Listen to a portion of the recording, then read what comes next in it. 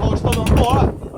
哦，shit！哎，không block 有了导演模式，你都看，我到几了？First time doing 导演模式。就列给嘛。老山有个那个，这有老对啊，人家我可以我。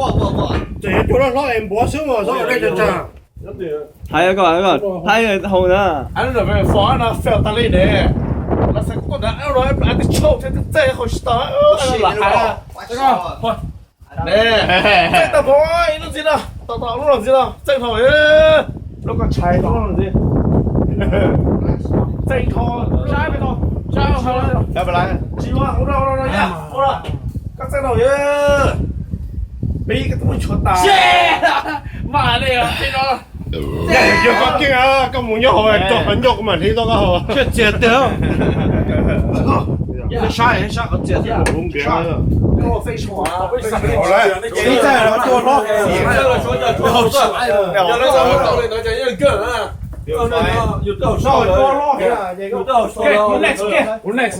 個大嘅頭要住講嘅，俾嘅，這個我打住去攞佢啦呀！係 OK，俾佢嘅，我打住去攞佢呀！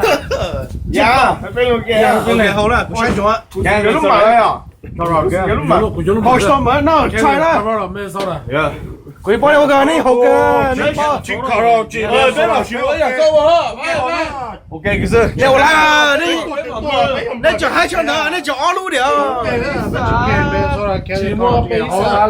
你腳二路的，哦，別學了哈，學了慢慢，哎，到就叫不沒太老吧。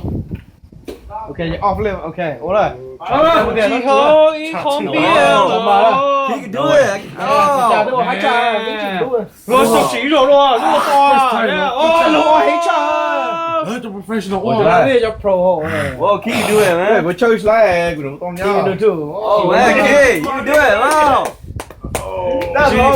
這個甜味道啊 ，Oh my god，好爛，佢家有咩大I can do it man， I can do it，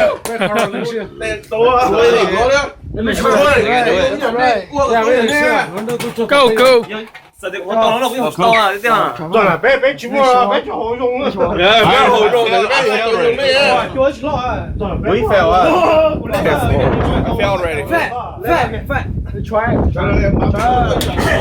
攞住，攞住攞啊！真係好多嘢，做攞。I got you brother。I got you。I'm blocking with you。我哋落喺度啊。You can touch your lip once, no. You can touch your lip once and then I buy hole once you get with the way, oh shit, I went against the rim. 你要拉嚟咩？咁嘛，當然嘛，係。但係嘢都我都我震動我就係啦。啊，組長，咁多，好，